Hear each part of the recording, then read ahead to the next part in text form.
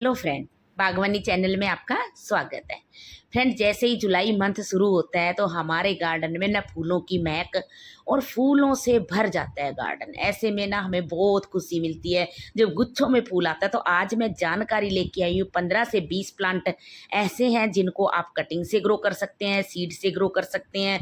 कौन से प्लांट हैं जिनको आप बल्ब से ग्रो कर सकते हैं, सैपलिंग से ग्रो कर सकते हैं, और इनकी केयर बताऊंगी। और इनमें फर्टिलाइजर कौन सा डालना है, ज़्यादा फ्लावरिंग के लिए आप कौन सा फर्टिलाइजर डालें, पूरी जानकारी लेके आई हूँ। वीडियो को लास्ट तक देखिए। ये है टेक्सास रेंजर। ये टेक्सास प्लांट है। इसमें इस टाइम इतनी फ्लावरिंग हो रही है और ये इतना इजी ग्रो प्लांट है ना फ्रेंड। अगर आपको एक बार कहीं मिल जाता है तो आप इसकी कटिंग ले आइए। कटिंग को पानी में रख दीजिए, बहुत जल्दी रूट बन जाती है। और फिर आप एक सैंडी भुरभुरी मिट्टी में इस प्लांट को ग्रो कर दीजिए। ये प्लांट बम्पर फ्लावरिंग करता है। जैसे जैसे गर्मियाँ आएंगी, बरसात आएगी, वैसे वैसे इस प्लांट को ये झाड़ी नुमा भी बन जाएगा और फ्लावरिंग भी ज़्यादा होगी। इस प्लांट को आप वर्मी कंपोस्ट दे सकते हैं और गोबर की खाद दे सकते हैं। धूप की साइड में रखें। अब बात करते हैं, देखिए, मधुकामनी। मधुकामनी बहुत ही प्यारा सा धीमी धीमी खुशबू वाला प्लांट है और कटिंग से बहुत इजी लग जाता है। बहुत ज़्यादा केयर नहीं मांगता, आप इसको ज़रूर लगा लीजिए। अगर आपके प्लांट पे फूल नहीं आ रहे तो सबसे पहले प्रूनिंग कर दीजिए। प्रूनिंग करने के बाद, गुड़ाई करने के बाद इसमें अच्छी सी एक रिच गोबर की खाद या वर्मी कंपोस्ट डाल दीजिए। प्लांट को धूप की साइड में रखें, कटिंग से इजी लग जाता है। अब बात करते हैं इसमें फ्लावरिंग के लिए। 05234 का आप एनपीके ले लीजिए। 1 चम्मच 1 लीटर में घोल के आप स्प्रे भी कर सकते हैं और मिट्टी में भी डाल सकते हैं। अगर आप ऐसे करेंगे तो आपके प्लांट पे बम्पर फ्लावरिंग आएगी। अगर फिर भी आपके फ्लावर कम आ रहे हैं तो 1 प्याज के छिलके को आप पानी में घोल दीजिए और फिर उसमें 1 गिलास सादा पानी मिला के आप इसके मिट्टी में डाल दीजिए। मिट्टी की गुड़ाई करिए बहुत अच्छे से। इसमें वर्मी कंपोस्ट की कमी ना रहने दें। अगर प्लांट हेल्दी है तभी आपके प्लांट पे बम्पर फ्लावरिंग होगी। अब बात करते हैं हम फ्लेम वाइन की। ये एक बेल है और ये इसमें जो फूल आते हैं ये ऑरेंज और रेड पिंक से कलर के होते हैं। बहुत ही गुच्छों में फूल आते हैं और ये वाइन आपने एक बार लगा ली तो फ्रेंड 10 नहीं 20 साल चलती है। और आप देखेंगे कि इसमें इतने फूल आते हैं। देखिए, ये पूरे गुच्छों में फूल आते हैं और इसकी एक खासियत होती है कि इसकी जहाँ से टहनियाँ लटकती हैं, हवा में जो टहनियाँ लटकती हैं उसी में इनकी रूट होती है। तो आप इसकी टहनी को काट के बहुत आसानी से ग्रो कर सकते हैं। और प्लांट को धूप बहुत पसंद होती है, इसलिए इसको धूप में लगाएं। ये बेल होती है इसलिए इसको सहारा देके किसी भी शेप में आप इसको चढ़ा सकते हैं। 15 से 20 दिन में इसमें गली हुई गोबर की खाद डाल सकते हैं, यानी तो वर्मी कंपोस्ट भी डाल सकते हैं।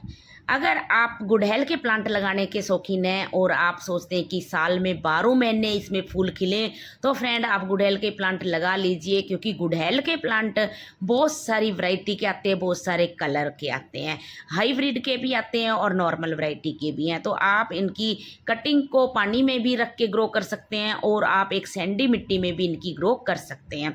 अब बात करते हैं कि अच्छे फ्लावरिंग के लिए हम कौन सा फर्टिलाइजर डालें। सबसे पहले इसकी गुड़ाई करके आप गोबर की खाद डाल दीजिए। गोबर की खाद डालने के बाद आप देखेंगे कि आपके प्लांट इतना हेल्दी हो जाएगा और कुछ ही दिनों में इसमें न्यू ब्रांच आएंगी। प्लांट की कटिंग करते रहें टाइम टाइम पे और गुड़ाई करते रहें ये। और धूप की साइड में इसको जरूर लगाएं।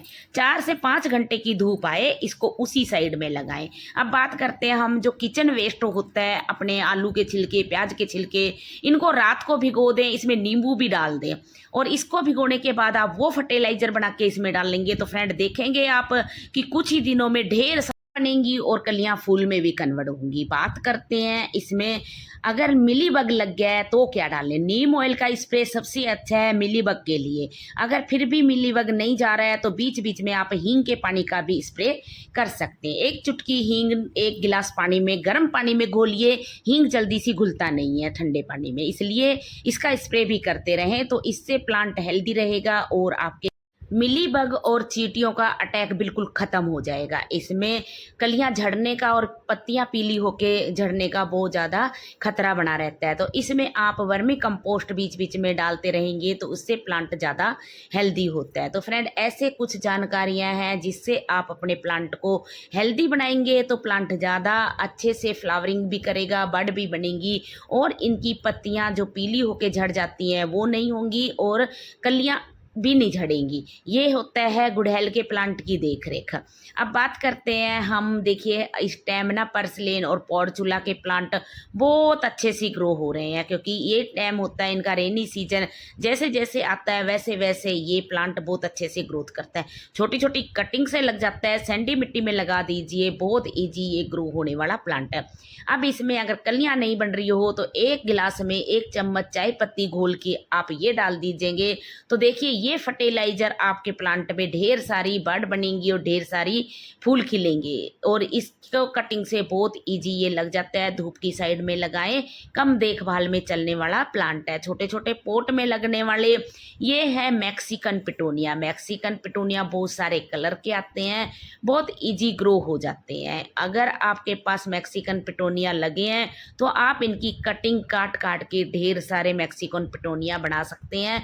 अगर आपके पास नहीं लगे तो आप एक प्लांट नर्सरी से ले आइए, फिर आपको सालों साल खरीदने की जरूरत नहीं पड़ेगी। ये बम्पर फ्लावरिंग होती है और जैसे जैसे बरसात आएगी वैसे वैसे इसका प्लांट भी बहुत अच्छे से ग्रो करता है और इसमें ढेर सारी बड बनेंगी और ढेर सारे फ्लावर आते हैं। जब फ्लावर डेड हो जाते हैं तो इनको पकड़ के हिलाएंगे तो देखिए प्लांट साफ हो जाता है। डेड फ्लावर हटाने का ये एक आसान तरीका है। इसके फ्लावर 1 दिन के लिए ही खिलते हैं, इसलिए इसमें आप फर्टिलाइजर 15 से 20 दिन में ज़रूर डाल दीजिए ताकि प्लांट हेल्दी रहे।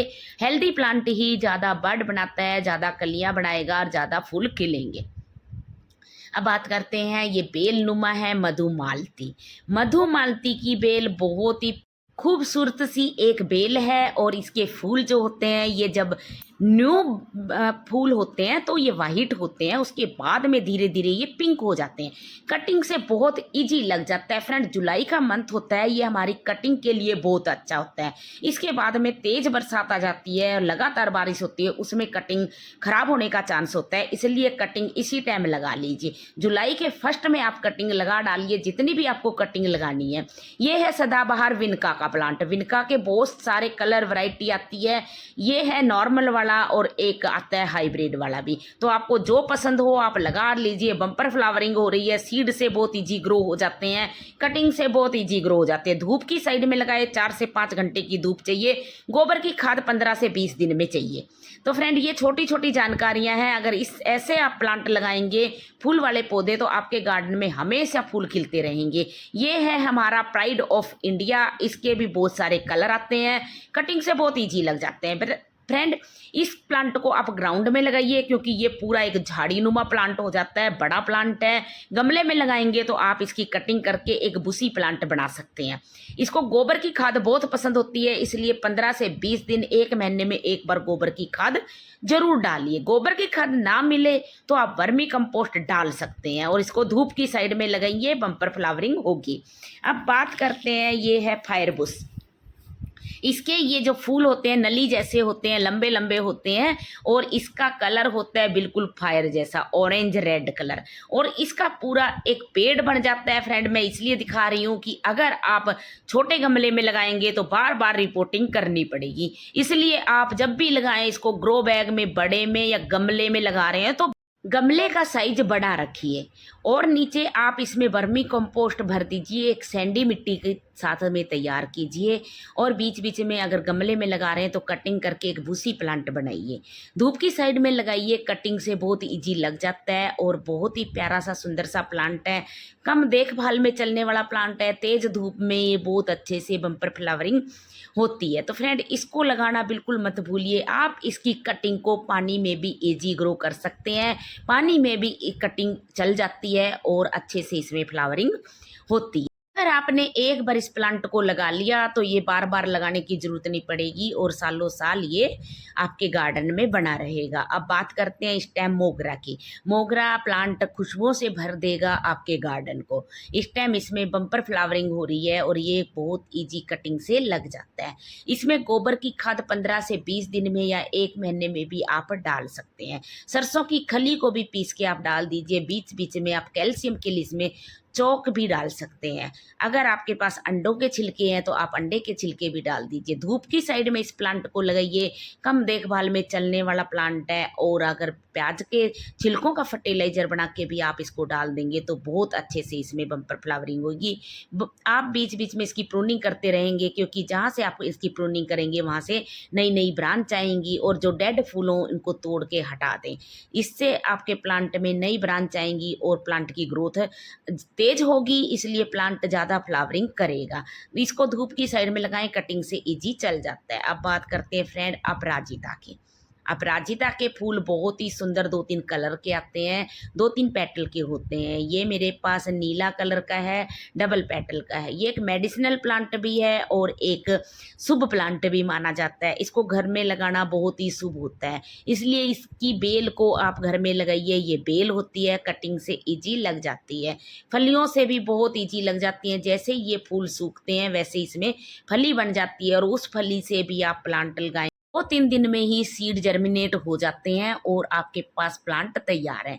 तो फ्रेंड ऐसे आप ढेर सारे कटिंग से प्लांट लगा सकते हैं, सीड से प्लांट लगा सकते हैं। बोगनवेलिया इस टाइम इतनी बम्पर फ्लावरिंग हो रही है फ्रेंड और इसको केयर की ज़रूरत नहीं होती। आप हमेशा देखते हैं रोड की साइड में कितने फ्लावर इसके खिले हुए होते हैं, कितने तरह के इसके फूल होते हैं। कम देखभाल में चलने वाला प्लांट है, कटिंग से ईजी लग जाता है। एगजोरा प्लांट को कटिंग से लगा लीजिए, पॉट में भी बहुत ईजी लग जाता है, ग्राउंड में भी बहुत इजी लग जाता है। एक थिक सी मोटी सी पेंसिल टाइप की कटिंग लेके आप इसको पानी में ग्रो कर लीजिए, चाहे आप मिट्टी में ग्रो कर लीजिए। मिट्टी में ग्रो कर रहे हैं तो आप छाया में रखिए।